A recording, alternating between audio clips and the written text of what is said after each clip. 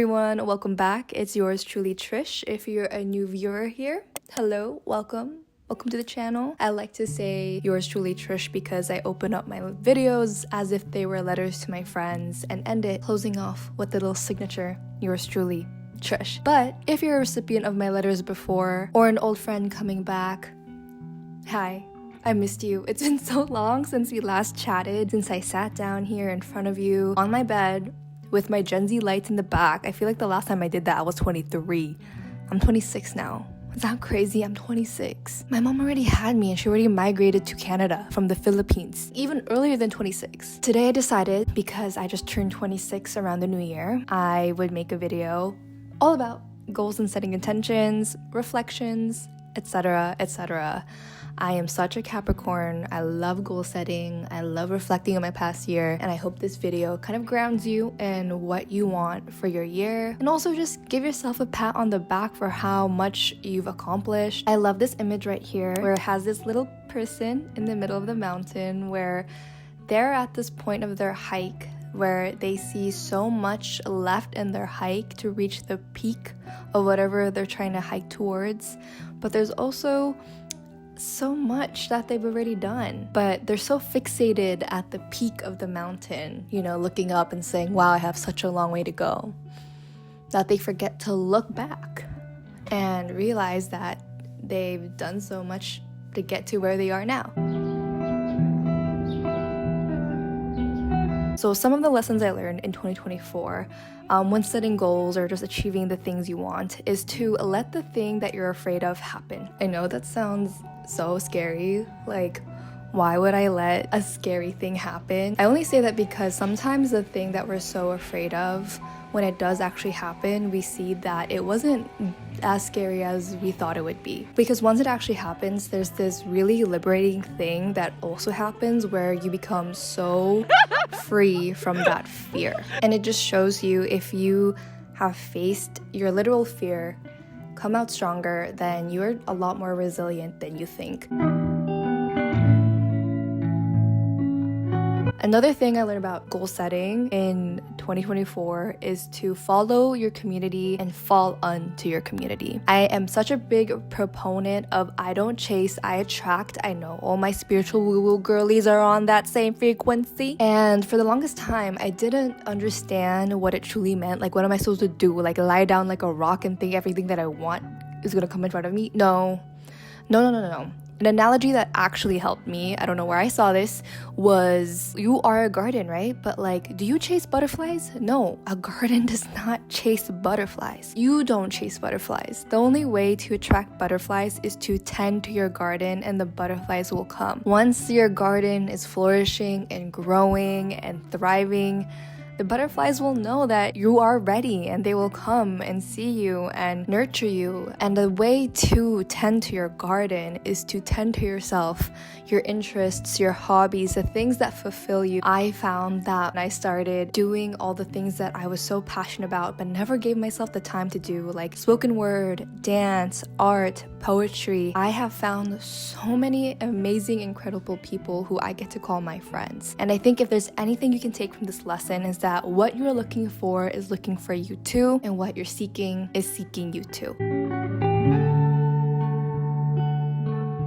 Now, the third thing I learned about going for your goals is to get familiar with the feeling like you deserve what you wanted. Goal setting is so fun, but the thing is, the goal you aspire to have will become your new normal. It will become a part of your everyday life. Could you actually feel like you deserve to have this? The straight answer is yes. Everything you have in your life right now, you deserve. You deserve the good things that have come in and the good things that will stay. But not all of us feel like that. Maybe it's because we were conditioned to feel like we deserved less. Maybe it's that quote, we accept the love we think we deserve. Insert love with any other word, job, career, friends, etc. So whatever it is that you are striving for, whatever it is that you want, there is a reason why you want it. And there's a reason why you should go for it. And when good things come into your life, get familiar with the feeling like you deserve it.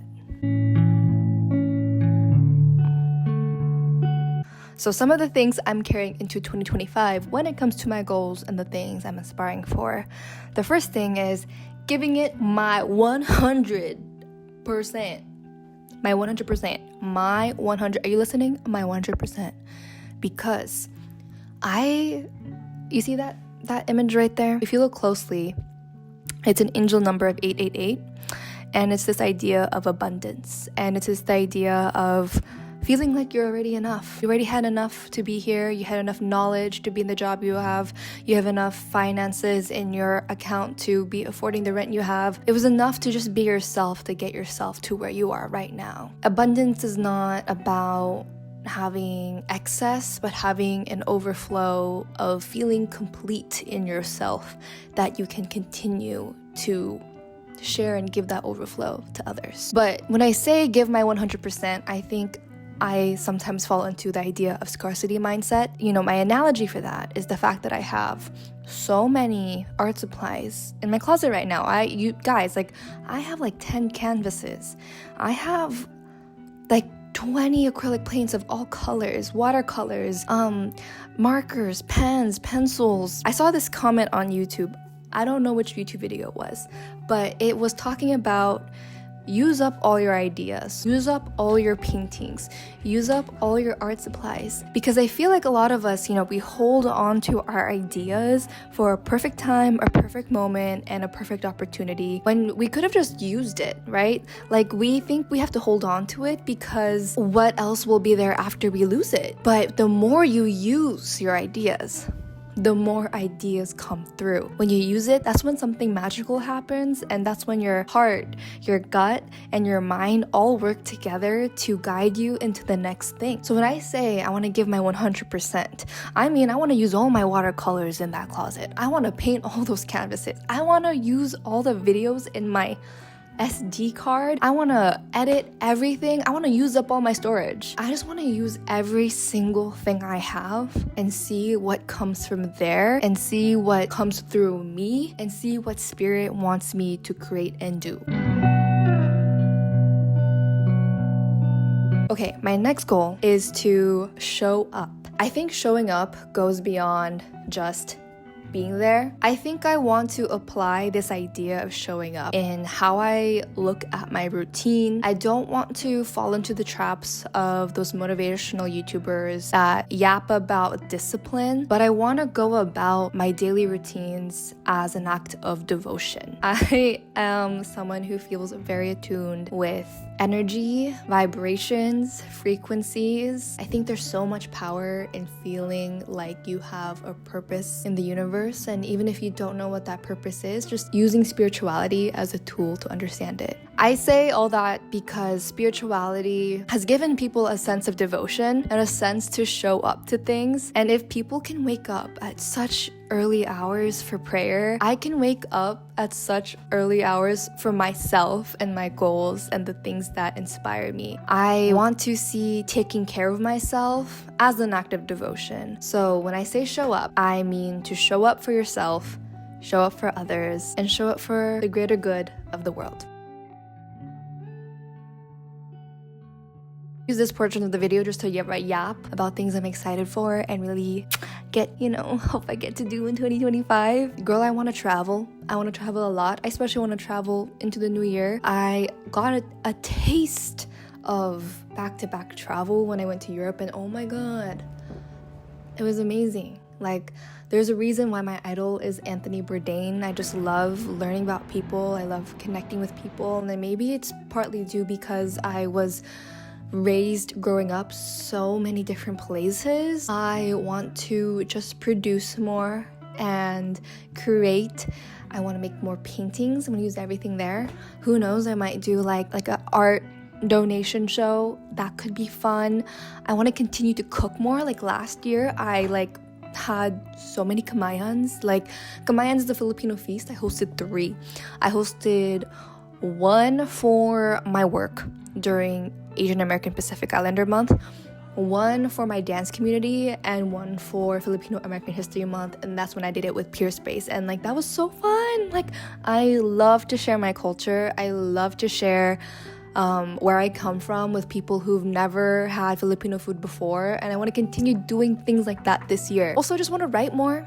I want to dance more. I want to go to take a heels class maybe. These knees are not going to be good for long, so might as well take that heels class now. I also just want to be more academic. I feel like outside of college, there's not much practice in critical thinking. I love being academic. I love being critical. I love unpacking things, and I want to continue to transmute what I learned into knowledge. All that to say, I'm so thankful that you guys are here to yap with me, talk about the new year. I hope you have a great 2025. I'll see you in the next video. Yours truly, Trish.